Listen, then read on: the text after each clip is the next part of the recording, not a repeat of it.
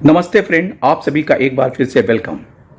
Friends, यूओबीयू के एक circular आया जिसके हिसाब से कि बैंक यूओबीयू ने एजुकेशनल प्रोग्राम लॉन्च किया कि उनके कुछ जो प्रमुख मुद्दे हैं बैंकर्स के, खासकर से एडुकेट रिक्रूटमेंट, 5 डे बैंकिंग और जो बैंकर के साथ दुर्व्यवहार हो रहा है और कई ऐसे मुद्दों को लेकर वो स्ट्राइक करने जा रहे हैं।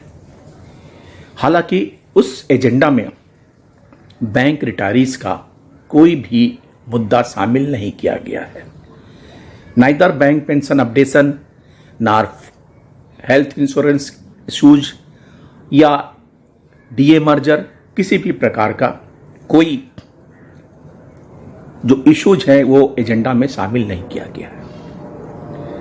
हालांकि कुछ दिन पहले AIBOA के श्री नागराजन साहब ने लिखा था एक पत्र कि पेंशन अपडेशन का जो मुद्दा है उसमें जरूर शामिल करिए, लेकिन उसके बावजूद भी उसमें शामिल नहीं किया गया।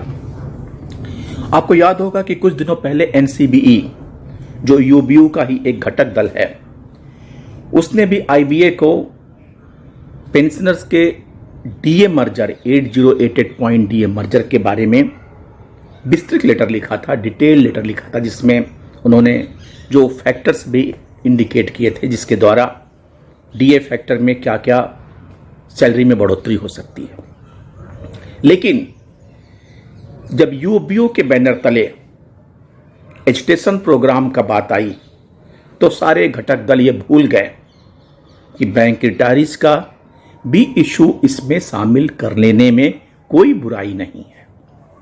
हालांकि इस एजुकेशनल प्रोग्राम का सपोर्ट हमारे AIBPRC द्वारा किया जा रहा है और AIBRF ने एक पत्र 8/2 को convener United Forum of Bank Union को पत्र लिखा, urgent need for reforms, improvement, correction in bank employees pension regulation 1995 for legitimate lawful benefits to the bank pensioner.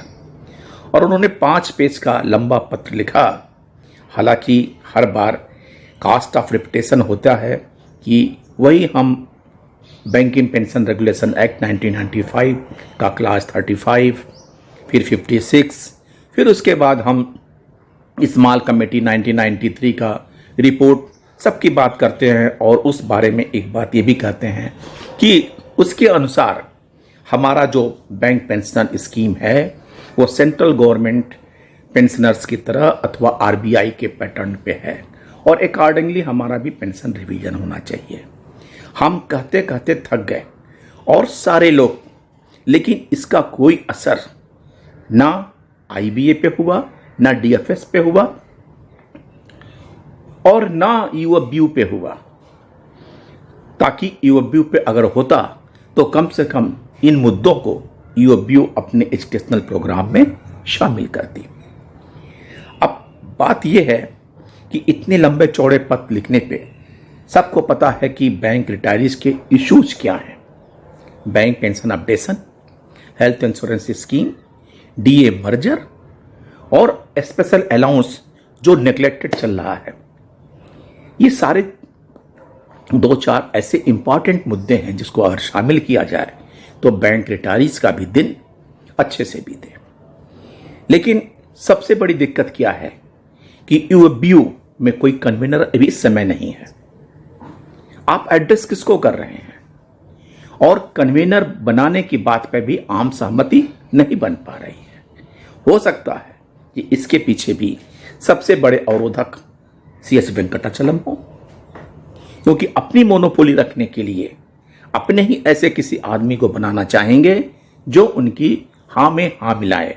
क्योंकि यूओबीयू कन्वीनर बनाने के लिए जब तक इन नेताओं द्वारा सपोर्ट नहीं होगा तो शायद यूओबीयू कन्वीनर नहीं बन पाएंगे। तो मेन मुद्दा क्या है? मेन मुद्दा यही है कि कोई भी यूनियन बैंक पेंशनर्स का जो इश्यूज जो पेंडिंग चल रहे हैं उसको उठाने को ही तैयार नहीं है, रेज नहीं कर रही है। और जब ये समस्या रेज नहीं होती तो फिर प्रॉब्लम का रिजोल्यूशन भी कैसे होगा। हमारे भारतीय मजदूर संघ के श्री गिरीश आर्या जी ने पिछले दिनों से काफ़ी बार इस बारे में चर्चा किया ताकि बैंक पेंशनर का इश्यूज रिजॉल्व हो जाए, लेकिन अभी फिलहाल वो अस्वस्थ चल रहे हैं और इस बारे में भी कोई ज़्यादा डेवलपमेंट होने की उम्मीद नहीं लग रही है। श्री बसंत पंत कुर्डे जी जो हमारे एक्टिविस्ट हैं वो भी अस्वस्थ चल रहे हैं। Shri C N Venugopalan sir बार बार पत्र प्राइम मिनिस्टर को, प्राइम मिनिस्टर के एडवाइजर को, चीफ जस्टिस के रजिस्ट्री कार्यालय में लगातार लिख रहे हैं, लेकिन जो प्रतिफल आना चाहिए, जो रिजल्ट आना चाहिए, वो किसी तरफ से नहीं दिख रहा है। खासकर से जो हमारे रिटायरी एसोसिएशंस के हैं वो तो केवल बेचारे, उनका कोई से नहीं है। वो कभी यूएफबीयू को लिखते हैं, कभी आईबीए को लिखते हैं, लेकिन कोई इसका संज्ञान ही नहीं ले रहा है। और सबसे बड़ी बात, सबसे बड़ी जो दिक्कत है कि आईबीए अथवा डीएफएस अथवा वित्त मंत्री अथवा कोई भी जो यूएफबीयू को रिकॉग्नाइज करता है और यूएफबीयू ही बैंकर्स की, बैंक रिटायरीज की किसी इश्यूज को इम्पॉर्टेंस नहीं दे रहा है, कोई कॉग्निजेंस नहीं ले रहा है। और यही सबसे बड़ा मुख्य अवरोध बैंक रिटायरीज के प्रत्येक प्रॉब्लम के रिजोल्यूशन में हो रहा है। और निकट भविष्य में कोई समाधान नहीं दिख रहा है। हमारे बहुत से साथियों का एक कमेंट आया था कि एमसी सिंगला केस में क्या होगा। एमसी सिंगला के केस में हम सुनते थे आर्डर निसी लगा है और अर्ली अपील की सुनवाई हो रही है, आईबीए ने अपील को वापस करने के लिए क्या, बहुत सारी बातें। लेकिन अल्टीमेट जो एट प्रेजेंट जो सिचुएशन है वो यही है कि अभी एमसी सिंगला केस की सुनवाई की कोई डेट नहीं आई है। और जब डेट नहीं आई है, हियरिंग नहीं हो रही है, तो उसमें क्या डेवलपमेंट होगा ये इस बारे में कोई प्रेडिक्ट नहीं कर सकता।